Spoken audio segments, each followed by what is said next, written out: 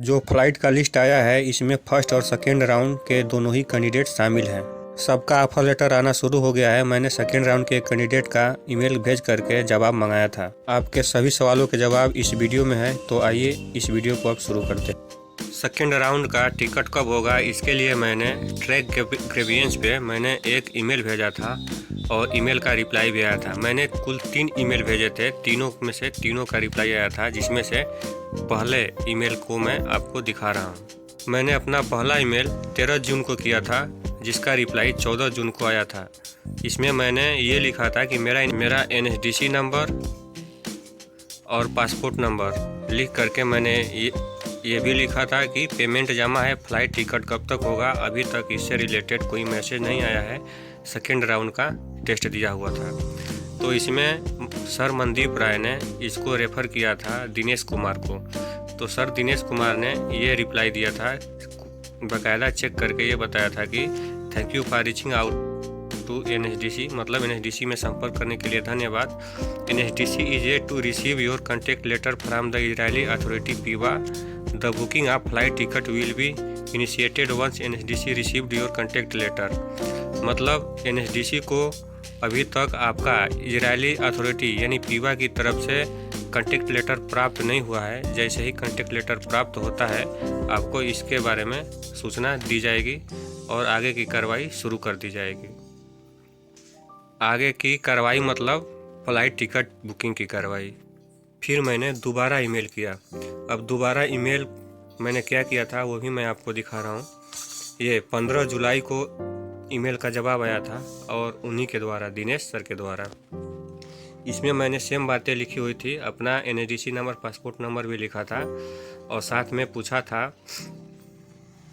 कि मेरा flight ticket कब तक होगा और पूरा डिटेल दिया था। इसमें भी उन्होंने सेम जवाब दिया था, thank you for reaching out to NSDC। मतलब अभी तक आपका NSDC के तरफ से इजरायली अथॉरिटी यानी पीवा की तरफ से कॉन्टैक्ट लेटर प्राप्त नहीं हुआ है और जैसे ही प्राप्त होता है तो आपका फ़्लाइट का टिकट बुकिंग की प्रक्रिया शुरू कर दी जाएगी। 1 महीने बाद मैंने ईमेल किया था। उसके बाद से मैंने फिर एक तीसरा ईमेल किया था, उसको भी मैं आपको दिखा रहा हूँ क्या जवाब आया था। तीसरे ईमेल में मैंने सेम बातें लिखी थी, जैसे मेरा NSDC नंबर, पासपोर्ट नंबर और साथ में ये भी लिखा था सब कुछ जमा है, मेरा फ़्लाइट टिकट कब तक होगा। तो उन्होंने जवाब दिया था, dear Radheshyam, thank you for reaching out to NSDC, मतलब NSDC में संपर्क करने के लिए आपका धन्यवाद। This is to inform you that NSDC has received your offer letter from the Israeli authority PIBA and your booking of flight ticket will be initiated in upcoming travel schedule.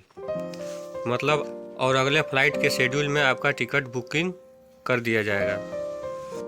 मैंने 29 जुलाई को ये ईमेल किया था और 31 जुलाई को जवाब भी आ गया था। मेरा ये जवाब आया, मतलब मैंने ईमेल करके ये जवाब मांगा, उसके पहले ही पीवा ने NSDC को कुछ कैंडिडेट का टिकट बुकिंग करने के लिए कंफर्म कर दिया था, जिसमें से टिकट 8 तारीख से लेकर के, मतलब 8 अगस्त से लेकर के 19 अगस्त तक लिस्ट जारी कर दी गई थी।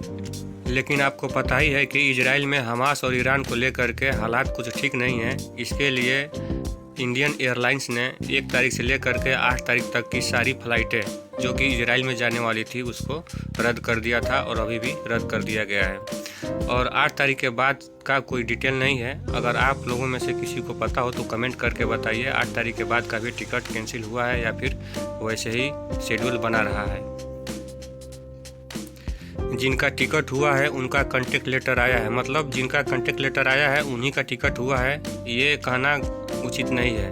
मैंने आपको अभी ईमेल के माध्यम से दिखाया है कि एक जवाब आया है जिसमें ये बताया गया है कि आपका भी कॉन्टैक्ट लेटर आ गया है और ये नेक्स्ट फ़्लाइट की शेड्यूल में आपका भी टिकट बुकिंग करा दिया जाएगा। मतलब 8 तारीख से लेकर के 19 तारीख तक के लिस्ट में जितने भी कैंडिडेट थे, इन सभी का अगर फ़्लाइट हो जाता है तो उसके बाद के शेड्यूल में बाकी लोगों का भी फ़्लाइट होना सुनिश्चित हो जाएगा। बहुत सारे कैंडिडेट का भी कॉन्टैक्ट लेटर प्राप्त हो चुका है और बाकायदा एक ग्रुप में ऐड भी कर दिया गया है NSDC के तरफ से।